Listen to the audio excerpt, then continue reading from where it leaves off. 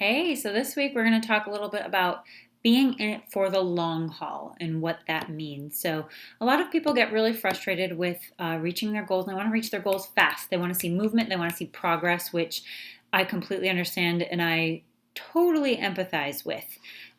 What you have to remember is that, especially when your metabolism is really slow and you've had just that water balloon effect where you're not putting a lot in and that hole is really big, right? And you can't fill that water balloon up with energy, that your body's going to have to reach a certain amount of energy just to sustain life and sustain normalcy, right? So, in those initial phases of building your metabolism up and reverse dieting, where adding in some calories or maybe reducing your cardio a little bit, it's normal to see the scale kind of creep up a couple pounds here and there. But what you have to think of is being in it for the long haul. Okay. And what I mean by that is once we get your calories and your intake and your workouts to a certain level, that's going to take a little bit of time. So once we can get your workouts and your intake here, right, and you're intaking a lot and that water balloon is really nice and full, that's when we start dropping the weight. Okay. And that's how we create sustainable changes over time. Okay. Because if what we did was say, you know what, screw all this reverse dieting, we're going to go just let you run forever, run all the way off, we're going to starve you, and we're going to get these next 5 pounds, we're going to get them, we're going to just get them no matter what it takes. Then what happens when you reach that goal, when you reach that point?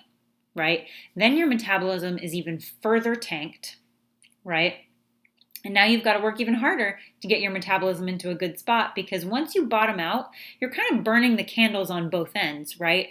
So even though the phase of training that you might be in right now is not your favorite, because I mean, I give some pros and cons, right? Your phases of training are going to be either you're going to love them because the phase you're training in right now is you're reverse dieting, you're building muscle, you're getting to enjoy your food more, you have a lot more leniency with your diet, which is really fun. And then on the other side of it, on the other phase of training, you're dropping weight, you're losing pounds, you're getting leaner and you're feeling great, you're liking what you're seeing in the mirror, liking the way your clothes fit, that kind of thing. And there's pros and cons to both of those, right? There are pros and cons to both sides of training. So, it's really about learning to enjoy the stage that you're in, even though you might be in a place where you're really sick of not seeing results, because you need to understand and hear that we're not looking at what does the next month look like. We're looking at 6 months. We're looking at a year, right? And in order to sustain this change over the course of a year, we need you to have a faster, better, more efficient metabolism. Okay. So, being in it for the long haul means building muscle. And that's where we're at right now with this reverse diet. Okay. So when we're building muscle, we're elevating your metabolic level, because, as a lot of people already know, and people hear this and say this all the time, muscle burns more calories than fat.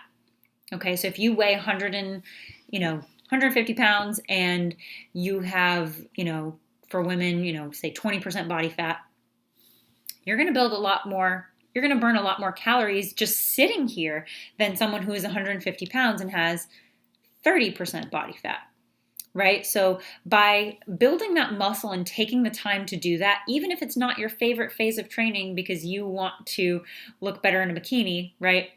Taking that time to build that muscle sets us up for success, because then when we do start cutting and we start, making those changes and implementing those changes, what ends up happening is, as you're sitting here, you're burning more calories just sitting here than you were last year or the year before that or the year before that, because this point in your life is when you've had the most muscle mass you've ever had.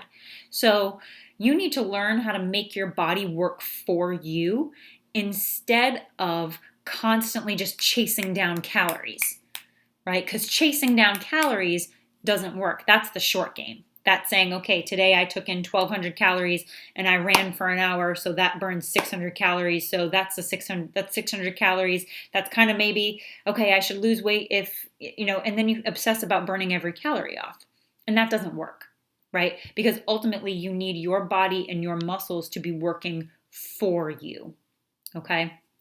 So that's what we're doing. We're playing the long game here. All right. If you have any questions about that concept or what we covered today, please reach out, shoot me a message, and let me know. I'm always here for questions. Thanks.